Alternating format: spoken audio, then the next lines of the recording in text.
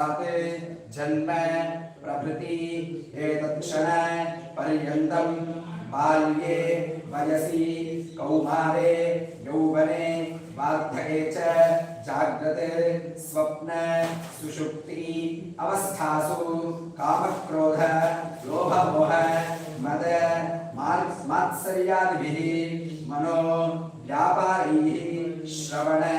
स्पर्शन दर्शन रसन घ्राणैः श्रोत्र त्वक् चक्षुः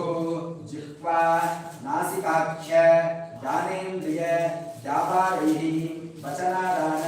विहरण उत्सर्ग आनन्दैः वाक्पाणि पाद पायोपस्थाख्य